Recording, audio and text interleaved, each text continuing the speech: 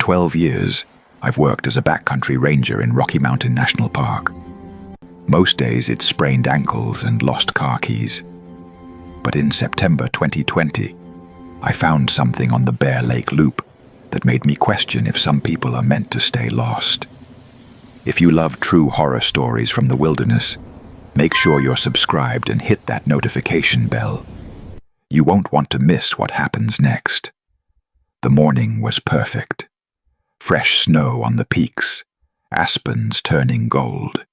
That particular quality of light you only get at altitude when the air is thin and clear. I was doing my usual patrol, checking the Bear Lake parking lot, walking the perimeter trail, helping anyone who looked confused. Standard Thursday morning. Bear Lake Loop is 0.6 miles. I've walked it maybe 500 times in 12 years. It takes 15 to 20 minutes at a casual pace. You literally cannot get lost. It's a circle around a lake with the parking lot visible from almost every point on the trail. I picked up a granola bar wrapper someone had dropped and was thinking about whether to grill or pan-fry the salmon I'd bought the day before. Stupid stuff. Normal stuff. That's when I saw him. He was sitting on one of the benches, hunched over, head in his hands. From a distance, I thought maybe he was praying or meditating. But as I got closer, I saw his backpack. The straps were frayed completely through, like he'd been wearing it for months. His boots had holes in them. Not wear-and-tear holes, but holes like he'd walked the soles off. And there was this smell. That stale smell people get when they've been wearing the same clothes too long. "Hey, buddy, you okay?" He looked up, and his eyes were hollow, sunken. He had white crust at the corners of his mouth, and when he tried to speak, his lips cracked. "Which way is out?" I pointed. "Parking lot's right there. Maybe 200 yards that direction." He started laughing. Not a happy laugh, a broken one. "That's what I thought on day one, too." I crouched down to his level. The guy was maybe mid-40s, decent shape, but he looked gaunt, really gaunt. "What do you mean, day one? When did you start hiking?" "Tuesday morning, September 15th, 6 a.m. My stomach dropped. That was 3 days ago. "Sir, this is a 0.6-mile loop. Even if you walked slowly, you'd be done in half an hour." He pulled out his phone with shaking hands. The battery was at 2%. He pulled up his photo gallery. Photo after photo of the same tree. A distinctive pine with a broken branch. The timestamps ran September 15th, 7 a.m., September 15th, 3 p.m., September 16th, 9 a.m., September 16th, 6 p.m., September 17th, 5 a.m. Over 180 photos. All the same tree. I kept thinking if I document it, if I prove I'm passing the same landmarks, maybe I'd understand. Maybe I'd find a pattern. I called it in immediately. Told dispatch I had a possible psychiatric emergency or severe dehydration case. But when I checked his vitals, the numbers didn't lie. Heart rate 110, blood pressure 90/60. Skin turgor test showed severe dehydration.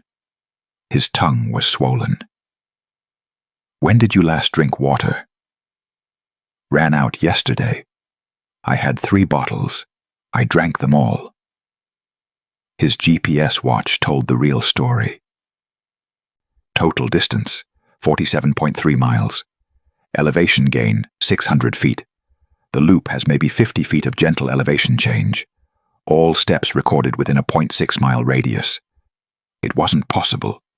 You can't walk 47 miles in 0.6 miles of space. That's not how distance works.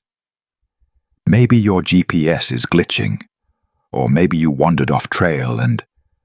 I never left the trail. I could always see the lake. I stayed on the path. I followed every sign. But every time I thought I was reaching the parking lot, I'd round a corner, and I'd be back at the start. Same bench, Same sign, same tree. I made a decision. I'd escort him out personally. I'd walk behind him and make sure we got to the parking lot. It was 200 yards. Nothing could go wrong. Okay, sir. I'm going to walk you out. Stay right in front of me. Don't stop. Don't leave the trail. Just follow my directions. He nodded, too exhausted to argue. We started walking. I could see the parking lot. There were maybe 15 cars. I could see my own truck. Turn left here, I said at the fork. He turned left. I counted my steps. I always count steps. Old habit from land navigation training. 50 steps. 100 steps. 200 steps. We should have been at the parking lot. I looked up. We were back at the starting bench. No, that's not. I watched us walk straight. The man was sitting on the bench again, head in hands. You see? You see? I spun around. My footprints in the snow, clear as day in the fresh powder, showed I'd walked in a circle. A perfect circle around the lake. But I knew I'd walked straight. I'd watched the parking lot get closer.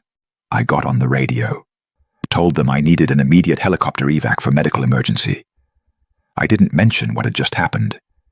They'd think I was crazy. The helicopter came within 20 minutes. I physically lifted the man and carried him to the open meadow near the lake. I wasn't letting him walk another step on that trail. As the helicopter pulled him up on the basket stretcher, he looked down at me. Don't go back on that trail. It doesn't want to let you leave. The park supervisor reviewed the security footage with me later. The man had entered the loop at 6 a.m. on September 15th. The camera never showed him leaving.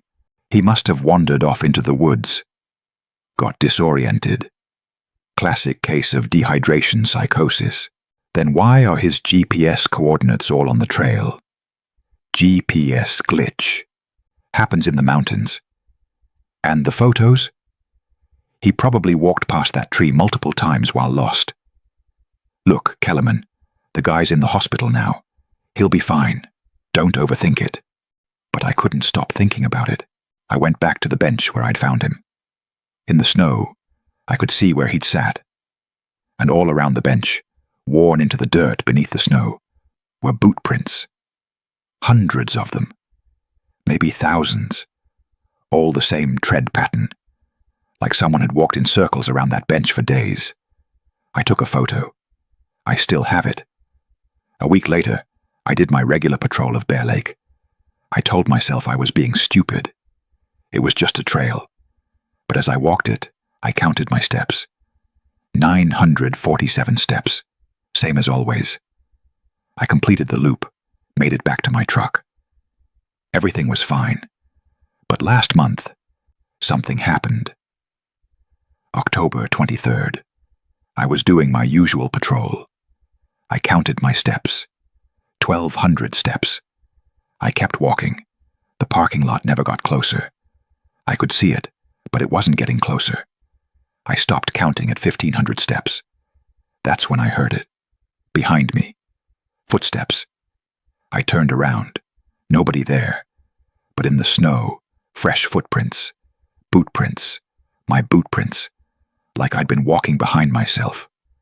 I ran. I don't care if that makes me sound like a coward. I ran off the trail, through the woods, straight toward the parking lot. I didn't follow the path.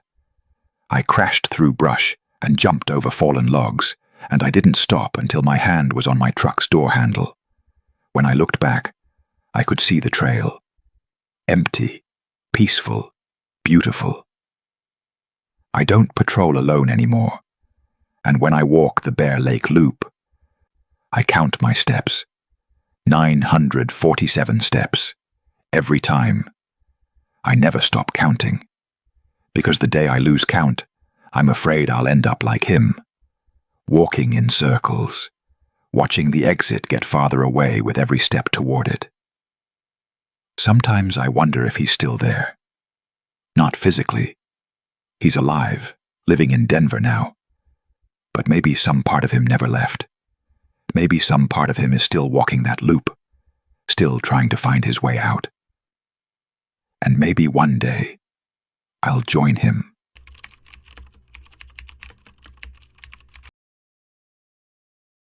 My first solo shift at the Longs Peak Ranger Station was supposed to be easy. Answer questions, hand out trail maps. But at 2 a.m., the emergency radio started receiving calls from rangers requesting backup at stations that were demolished 40 years ago.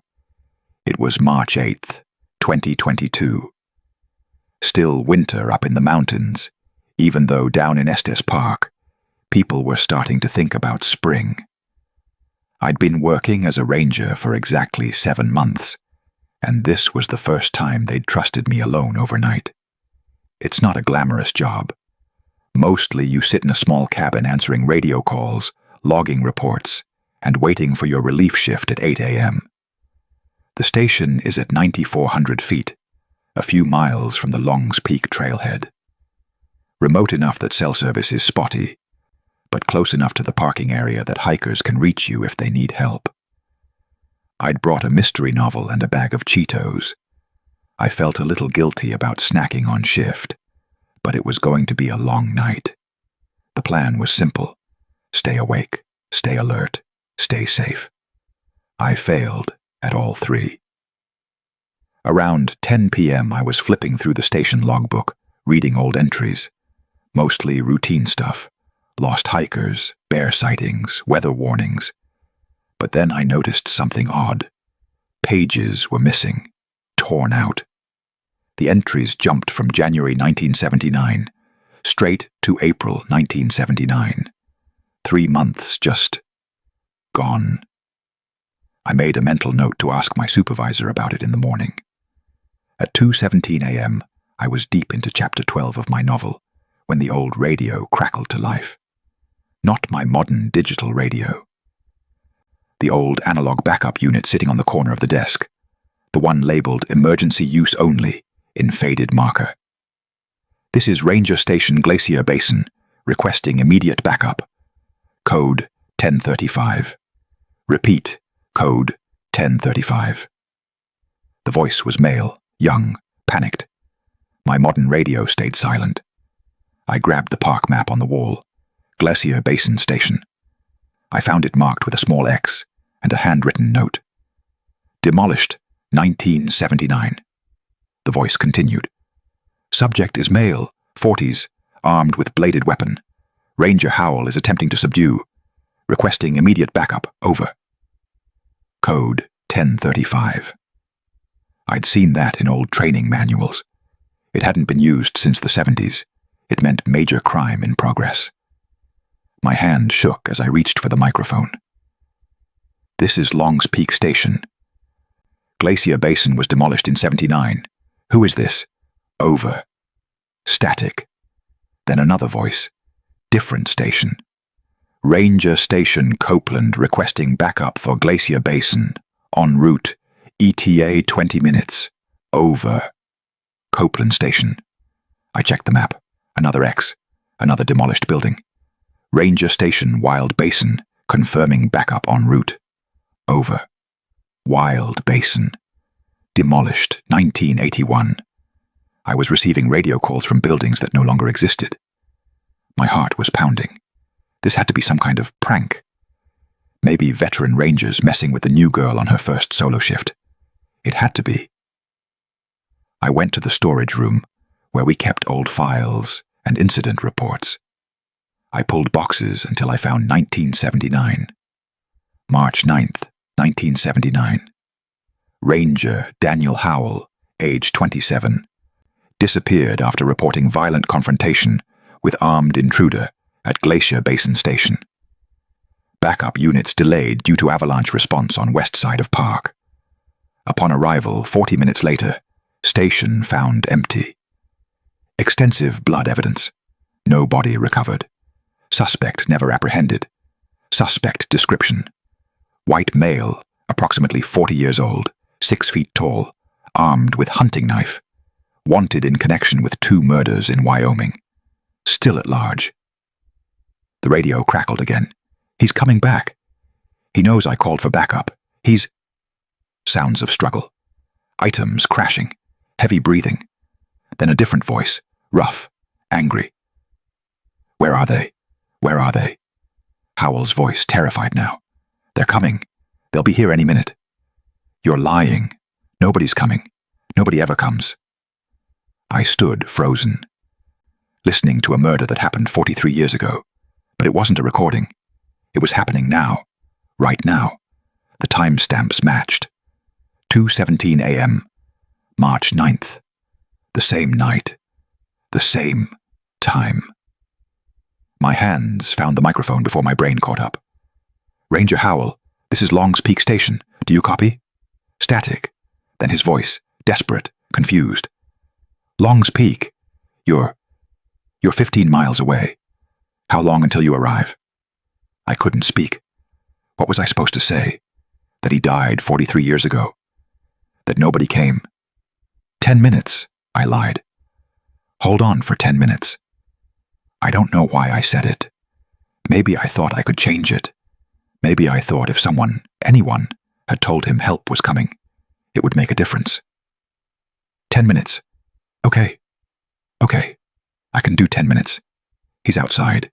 He's circling the building. I can hear him. 10 minutes. I can hold for 10 minutes. The sounds that came next are burned into my memory. Footsteps, a door breaking, shouting. Howell's voice. He's in the station. He knows we called for... Then sounds I won't describe. Sounds no person should ever make. Then silence. Then static. I sat in the dark, shaking, until sunrise. At 8 a.m., my supervisor found me still sitting at the desk, staring at the radio. What happened? The radio. The calls from 79. I heard. He went very quiet. You heard the calls. Not a question, a statement. It happens every few years. New Rangers on their first solo shift. Always in March. Always March 9th. What happened to Ranger Howell? Body was never found. Backup arrived 40 minutes after his last transmission. Station was empty, blood everywhere. They tore the building down a year later. Couldn't get anyone to work there. I told him help was coming. I told him 10 minutes. My supervisor put his hand on my shoulder. Every ranger who hears the calls says the same thing. They all try to help. But it happened 43 years ago. You can't change the past. You can only bear witness to it. Why does it keep happening? Nobody knows. Maybe some violence is so intense, it echoes. Maybe the mountain remembers. Maybe Howell's still waiting for backup that's never going to arrive. Or maybe... He paused. Maybe the mountain just wants us to remember that sometimes nobody comes. I requested a transfer the next week. I'm in Yellowstone now. Different mountains, different ghosts. But sometimes, late at night, I still hear his voice. How long until you arrive? And I remember that I lied to a dead man. I told him help was coming. I gave him hope. And then I listened to him die.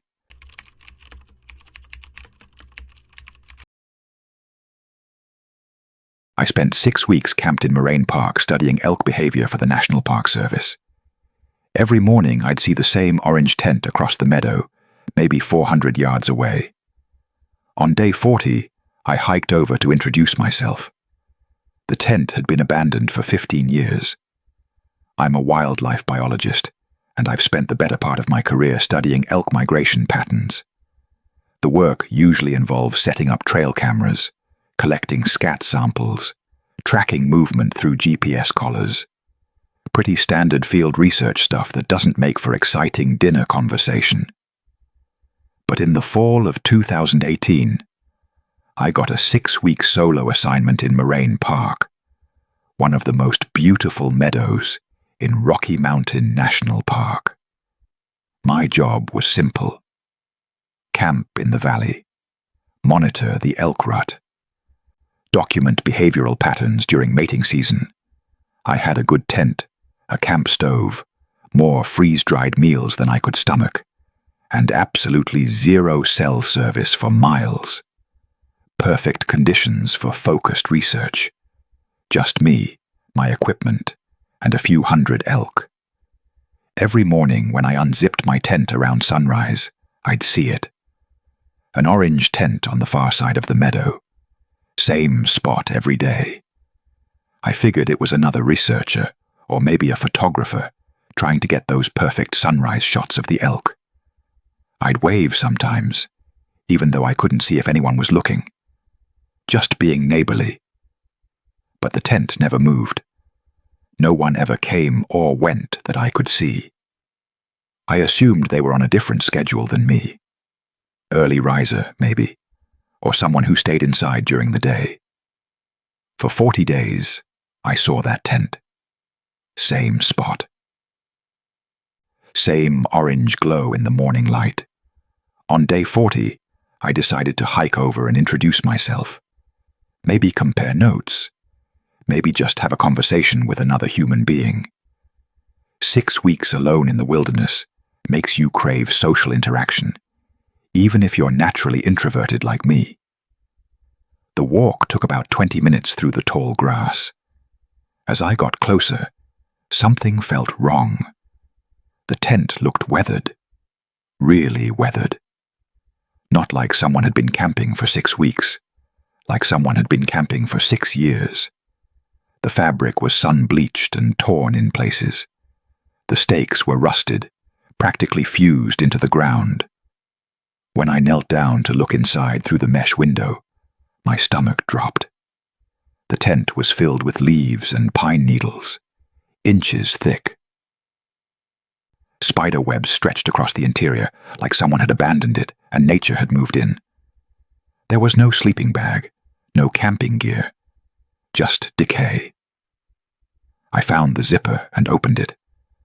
The smell hit me first. That earthy, moldy smell of wet fabric and rot. Inside, half buried in the debris, I found a camping permit. The plastic sleeve was cracked and yellow. Benjamin Aldrich. Permit dated October 2nd, 2003. 15 years ago. My hands were shaking as I pulled out my satellite phone. It took 3 tries to get through to the ranger station. This is Willa Drummond, Wildlife Research, Moraine Park. I found an abandoned tent. Permit says 2003.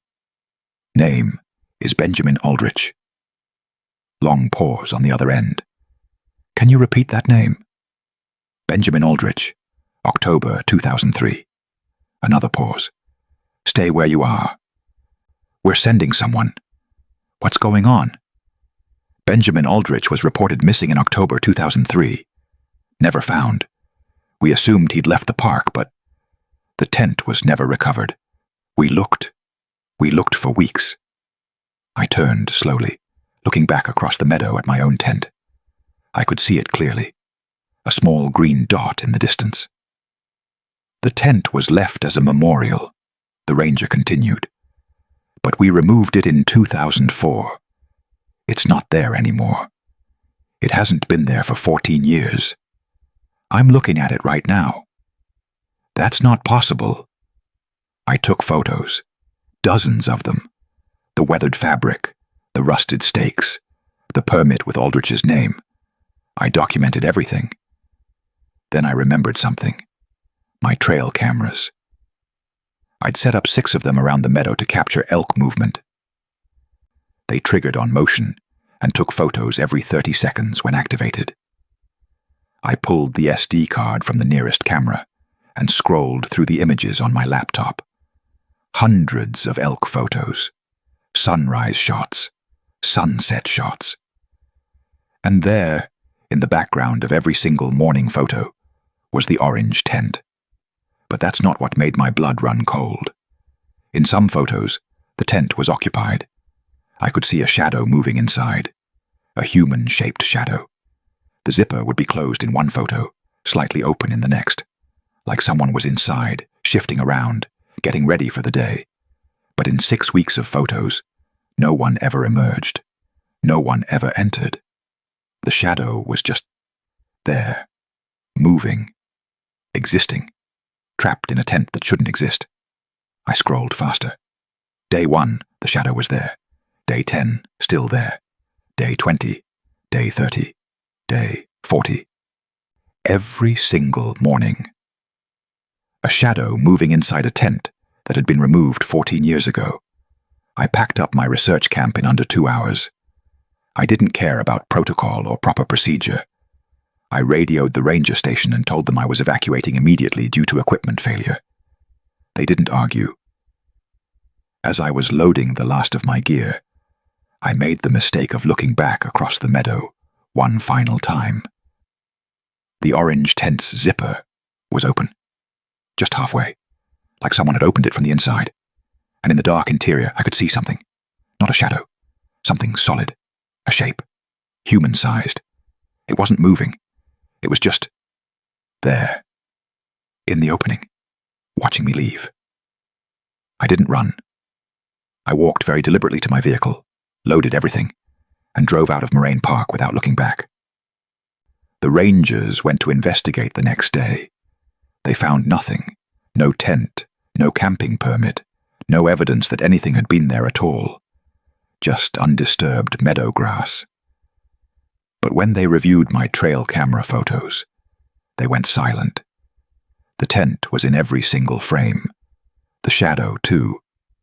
They confiscated all my SD cards as evidence and told me not to discuss it. Before I left Rocky Mountain National Park for good, one of the senior rangers pulled me aside. Benjamin Aldrich's family has been looking for closure for 15 years. Maybe he found a way to show us he's still there. Still waiting. Waiting for what?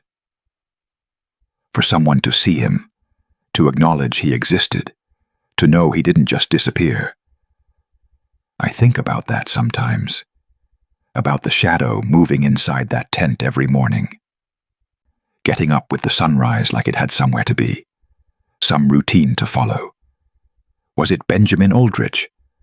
Was it just a trick of light and my own isolation-induced paranoia? I don't know, but I finished my study early, and I never went back to Moraine Park. Some neighbors are better left unmet.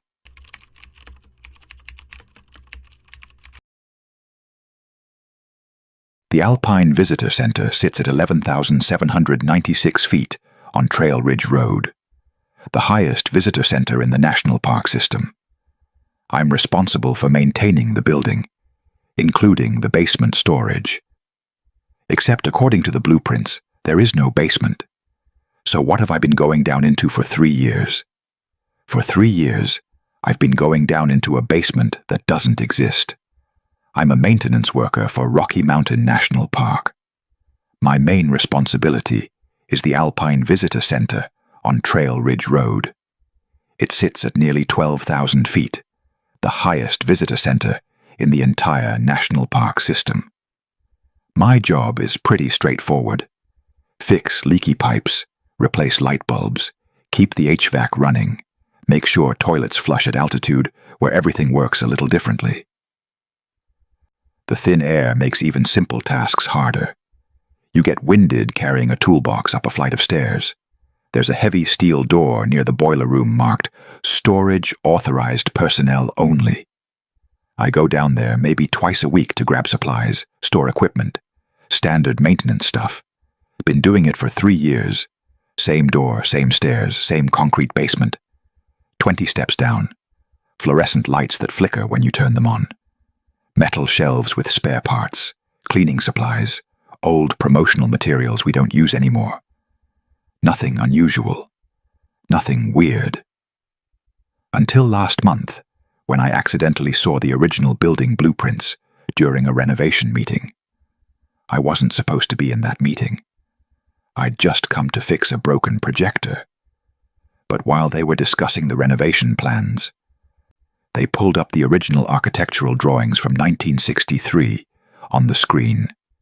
I was standing at the back of the room, and I saw it clearly. The floor plan. Ground level, main floor, upper observation deck. No basement. I interrupted the meeting. "Excuse me, But where's the basement on these plans? The project manager looked confused. What basement? The storage basement, the one I accessed through the boiler room. Everyone in the room exchanged glances. Vernon, this building doesn't have a basement.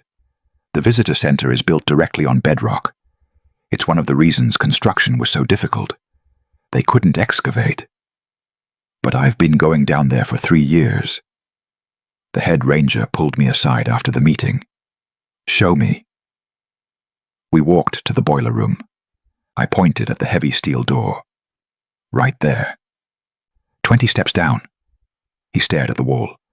Vernon, there's no door there. It's right. It's right here. I put my hand on the door handle. The metal was cold under my palm. You're pointing at a blank wall.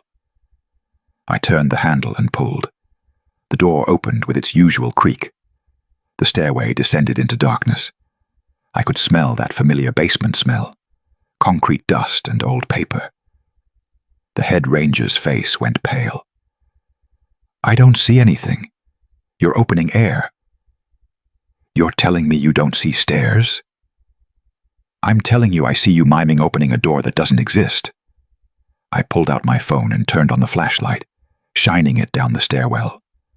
What about now? Vernon, your flashlight is pointing at a solid wall. I descended the first few steps, looking back up at him. He was backing away, his face twisted in fear or confusion or both. Where are you going? He whispered. Down the stairs. Same stairs I've been using for 3 years. There are no stairs. You're walking into the wall. You're disappearing into solid concrete. I continued down, my footsteps echoing. 20 steps. Turn left. There's the storage room. Same metal shelves, same supplies, same basement I'd been using for 3 years.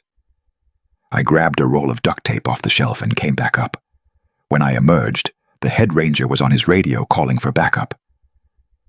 He walked through the wall. He disappeared. And now he's back. I held up the duct tape. Got what I needed. He looked at the duct tape in my hand like it was a snake. Where did you get that? The basement, the storage room, where we always keep it. Our storage is in the external shed, behind the building. It always has been. He pulled up the inventory app on his phone, scrolling through locations. See? Duct tape, stored in Shed 3, exterior. We don't have a basement storage. We've never had a basement storage. I didn't know what to say. They brought in a structural engineer the next day. He scanned the walls with ground-penetrating radar. Solid bedrock behind the boiler room. No voids, no empty spaces, no basement. But I could still see the door. So I went down one more time. This time, I took photos. Dozens of them. The stairs, the shelves, the supplies, the concrete walls. At the bottom, I found something I'd never noticed before. An old construction hard hat hanging on a hook. I picked it up. It was covered in dust, but I could still read the name written on the inside brim. Vernon Oakes. My name. But it wasn't my handwriting. Beside the hard hat, I found a yellowed newspaper clipping taped to the wall. Denver Post, August 12th, 1962. Worker missing after visitor center. Excavation accident. Vernon Oakes, 28, fell into crevasse during foundation work. Body not recovered. Construction continues. I stood in that basement that didn't exist, holding a hard hat with my name written inside it, reading about my own death 60 years before I was born. My hands started shaking. I took the hard hat and the newspaper clipping and climbed back up those 20 steps as fast as I could. When I emerged, the head ranger was waiting with a park psychologist. Vernon, we need to talk about what's been happening. I found this. I held out the hard hat. They both stepped back. "You're not holding anything," the psychologist said gently. I looked down. The hard hat was in my hands. I could feel its weight, see the dust on the yellow plastic. "It's right here. Vernon, your hands are empty." I went home that night, tried to sleep, couldn't. The next morning, I drove back to the Alpine Visitor Center. The building was there. The boiler room was there. The door was gone. Just a blank wall where it had been for 3 years. I asked the other maintenance workers. They looked at me like I was crazy. Storage has always been in the exterior shed. There's never been a basement. The building is built on bedrock. Everyone knows that. I checked the maintenance logs. Every time I documented going to basement storage to retrieve supplies, the logs instead showed exterior shed. For 3 years, I'd been going somewhere that didn't exist, retrieving things that were actually stored somewhere else, walking through a door no one else could see. But I still have that hard hat. I keep it in my garage at home. I can see it, touch it, feel the weight of it. No one else can. And inside, written in handwriting that isn't mine, is my name. Sometimes I wonder if I'm the Vernon Oakes who works maintenance, or if I'm the Vernon Oakes who fell into a crevasse in 1962, and I've been trying to finish my shift ever since.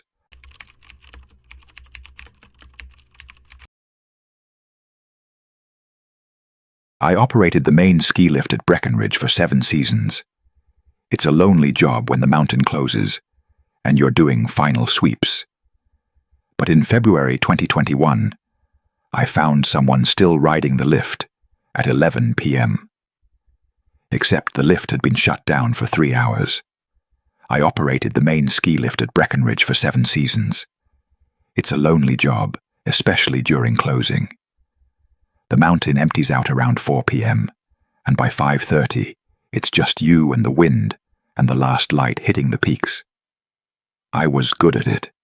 Never missed a safety check. Never had an incident. Knew that lift better than I knew my own apartment. Every night, same routine. Sweep the lift line by line. Make sure every chair is empty. Lock down the machinery. Head home. February 18th, 2021. Thursday night. Temperature was dropping fast. Maybe 15 degrees. I remember because I was thinking about whether my truck would start in the cold, whether I'd remembered to plug in the block heater. I was doing my final sweep at 11 p.m. 3 hours after shutdown. 3 hours after the last chair had moved. That's when I saw someone sitting in chair number 37. The lift had been powered off since 8 p.m. The chairs don't move without power. They can't move without power. But someone was up there, still, motionless, about 200 feet above the slope. I grabbed my spotlight and aimed it up.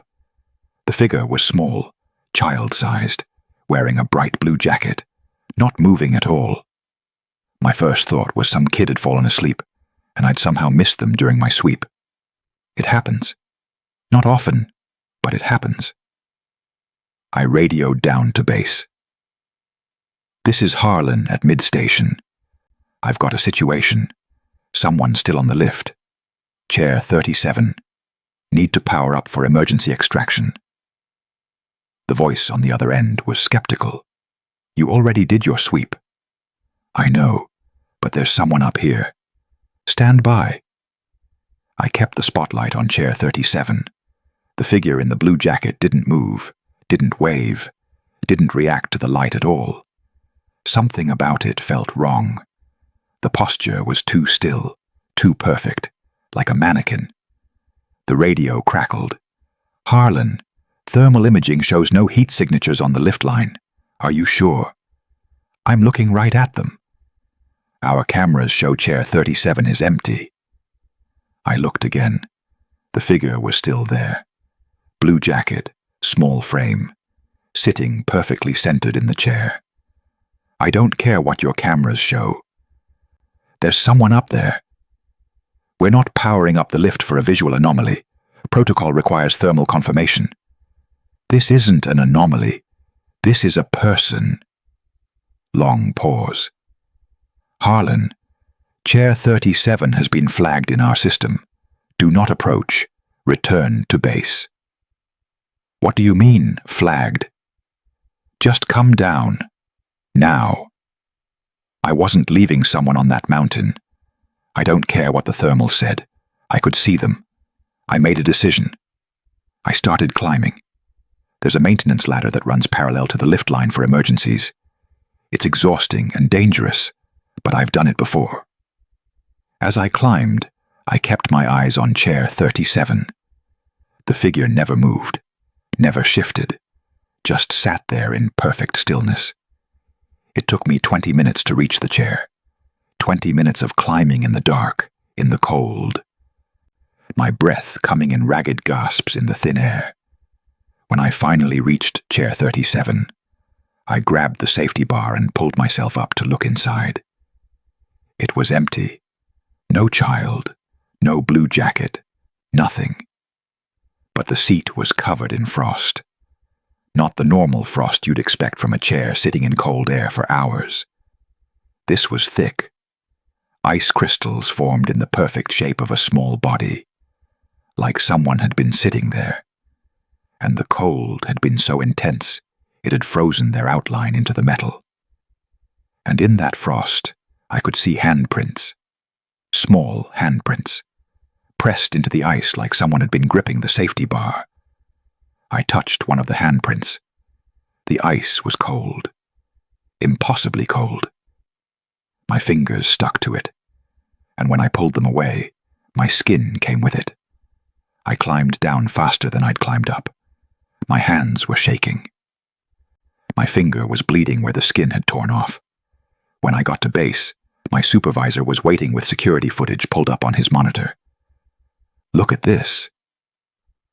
The footage showed Chair 37 all day. Empty. Hour after hour. The sun setting. The lift shutting down. The chair swaying slightly in the wind. But the thermal overlay told a different story. At 8:47 p.m., 3 hours before I'd spotted it, the thermal camera registered a heat signature in Chair 37. Small. Child-sized. It appeared suddenly, like someone had materialized in the chair. The heat signature sat there for exactly 2 hours and 13 minutes. Then it vanished. "Play it again," I whispered. He did, frame by frame. The visual camera showed nothing. The chair was always empty, but the thermal showed a child, sitting alone, in the dark. In the cold, for 2 hours and 13 minutes. My supervisor pulled up an incident report. February 18th, 1983. 38 years ago to the day. Emma Casting, age 7. Blue jacket. Separated from her family during a blizzard. Last seen getting on the lift. Chair 37. Never found. The lift had been shut down due to weather. Emergency protocols activated. They searched for 2 days. No body. No jacket.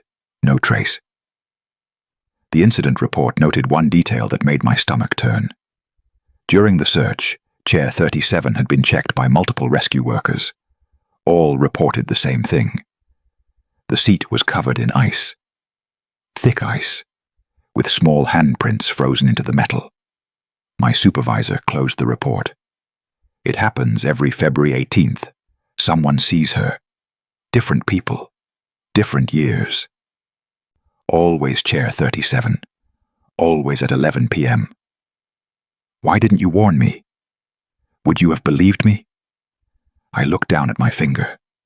The skin was still torn where I'd touched the handprint. The wound was turning black around the edges. Frostbite. In 60 seconds of contact. How cold would someone have to be to freeze metal that fast? How cold would a 7-year-old girl have to be after sitting alone in a blizzard for 2 hours and 13 minutes? I quit the next week. found work at a different resort, different mountain, different chairs. But sometimes, in my peripheral vision, I see it. A small figure in a blue jacket, sitting alone, perfectly still. I never look directly anymore, because I'm afraid if I do, I'll see her face. And I'll know she's been waiting 38 years for someone to bring her home. And I'll know there's nothing I can do. Those were 5 true Rocky Mountain encounters, too dark to forget. If these stories kept you up at night, make sure you're subscribed and hit that notification bell. Comment below if you've ever experienced something unexplainable in the mountains. Share this video with someone who loves true horror. More terrifying stories are coming soon. Until next time, stay safe out there. And if you ever find yourself alone in the Rockies, remember, some things are better left unseen.